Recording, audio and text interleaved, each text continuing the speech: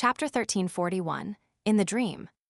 After regaining her senses, Audrey maintained her faint smile as she became wary. She could vaguely feel a mysterious force pushing her to Heartark, the village with the tradition of dragon worship. This was like an arrangement of fate. Audrey had once entered the Hall of Truth, and she discovered that the murals inside had turned into reality. Furthermore, she knew that the Spectator Pathways Sequence 1 was author. From this name, she had made some connections, so it was inevitable for her to suspect that something was amiss.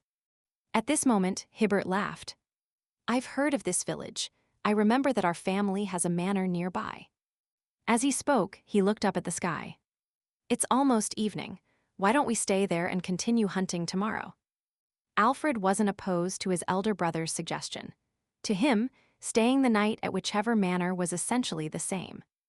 He nodded and said, "Send someone back to inform father and mother." Audrey didn't say a word. Her green eyes turned slightly, and her gaze swept across the faces of her two brothers.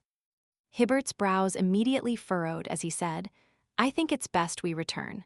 This manor wasn't informed in advance, so they definitely weren't prepared.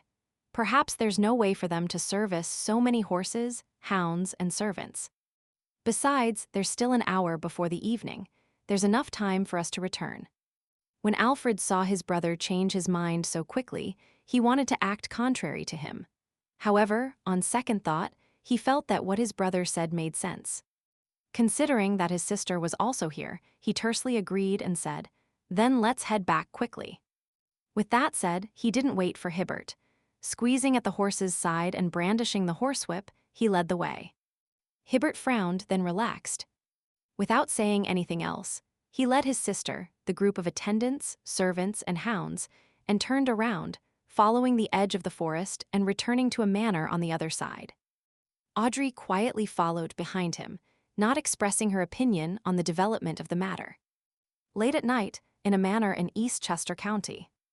Having used her manipulator powers to change the thoughts of her two brothers to prevent them from approaching Heartark, Audrey lifted the velvet blanket and crawled into bed, entering a deep sleep. In her reverie, she suddenly sat up. She then looked around and saw the familiar dressing table and the bathroom entrance. She realized that she was still in the room, but the crimson moon outside the window was gone. There were no stars, only darkness. This isn't the real world. Audrey instantly made a judgment and inspected herself. Soon, she came to a conclusion. This was a dream. It was a rather strange dream that made her remain lucid. "It's really here." Audrey didn't feel any panic, she was just a little vexed. She hadn't handled the development properly in the afternoon, which led to the problem extending to the manor where her parents were. In hindsight, she believed that she should have followed Hibbert's idea and headed straight to the family manor near Heartark. Then, she could reasonably arrange for Hibbert and Alfred to return here, leaving her to stay behind and wait for any possible developments. This way, even if anything happened, it wouldn't affect their parents, brothers, and most of the servants. However, at that time, her main goal wasn't to follow the arrangement of fate. As long as she could avoid Heartark, she would try her best to avoid it. To her surprise, danger would, at times, spring on you even if you didn't seek it out. To avoid it and stall for time wasn't a universal solution. Audrey immediately got off the bed and stood barefoot on the thick carpet. She had already confirmed that, with her level of a demigod as a dreamwalker, she could directly escape this strange dream and return to the real world, avoiding the suspected invitation once more. After looking around, Audrey pursed her lips, removed the blue cloak hanging on the clothes rack beside her, and wore it. She took a deep breath and walked towards the door. During this process, a crimson star tattoo appeared on the back of her hand. The tattoo vanished as though it had never appeared. This was the mark left on her after her first entry into the ancient palace above the gray fog. For a very long time, it hadn't shown any special traits. It was only at the beginning of this year that Mr. Fool informed them that in situations in which they couldn't pray, they could use the triggering of the corresponding tattoo to skip the chanting of the honorific name. Simply put, this was a treatment that a blessed of a deity enjoyed. Of course, there was no way to transmit any information. It could only be used in critical situations, allowing Mr. Fool to cast his gaze over. And more importantly, the starlight crimson mark was rather eye-catching. It could be easily discovered by others and people who were secretly monitoring them. Therefore, under a situation where she needed to hide her uniqueness, Audrey was more inclined to use the various abilities of a manipulator to implant the idea of praying to Mr. Fool to some inconspicuous human nearby. She got them to complete the prayer at suitable times and locations and pray for her protection. At this moment, she believed that the owner of the dreamscape knew that she was problematic, so she felt that there was no need to go through all that trouble. All she needed to do was to hide the entity she was praying to. When she reached the door, Audrey reached out for the handle and gently twisted it before pulling it backward. The slightly dark corridor entered her vision. The main building of this manor had a history of over 100 years. Many places still had their former characteristics, especially the corridor section. It didn't have any gas lamps, and the walls were decorated with candle stands made of silver or copper. There were countless candles placed on them, emitting a dim yellow light that illuminated the entire corridor and creating all kinds of shadows. They gave a feeling that a phantasm might appear on the corridor at any moment. Even this has been replicated in the dreamscape. Audrey looked around and entered the corridor. As this thought flashed across her mind, a long, thick pale yellow carpet appeared beneath her feet.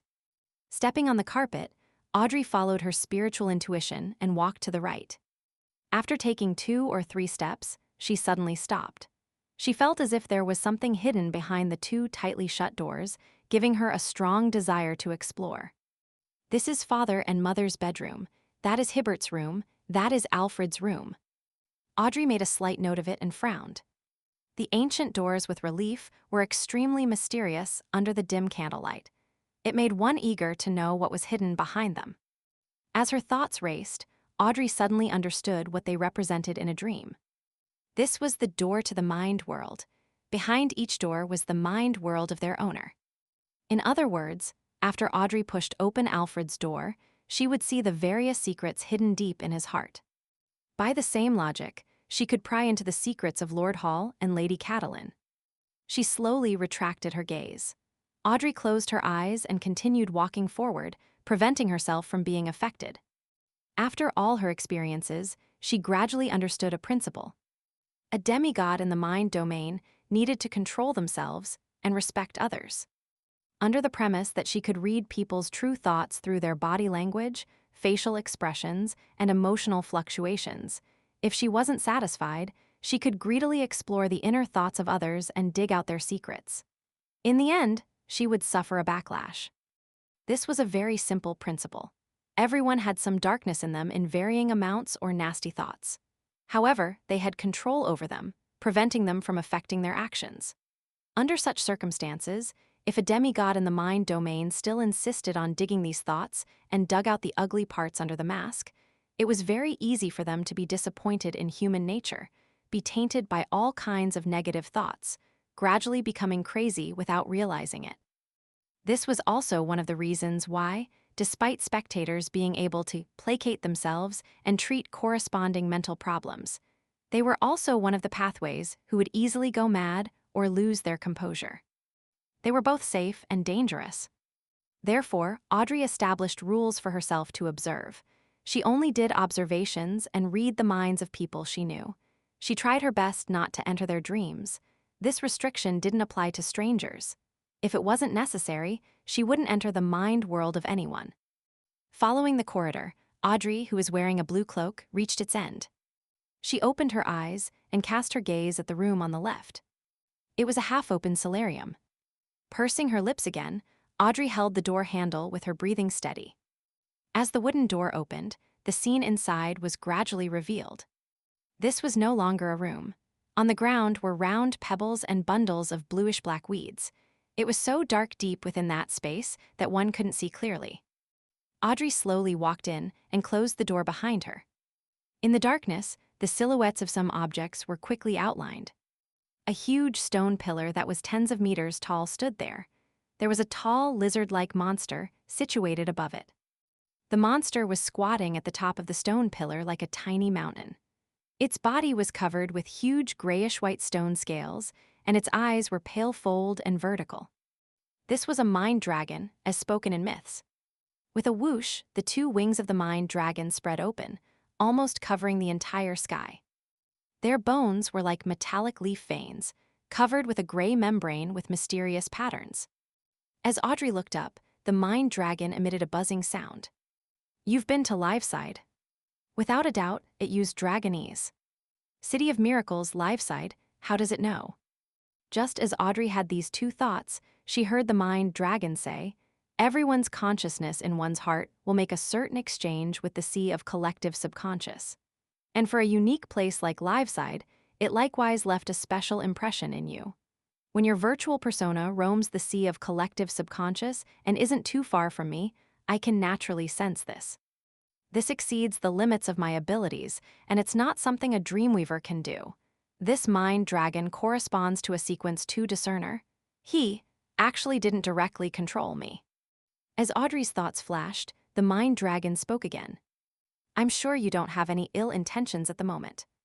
Audrey fell silent for 2 seconds before looking up and asking, "Aren't you worried that it's a trap?"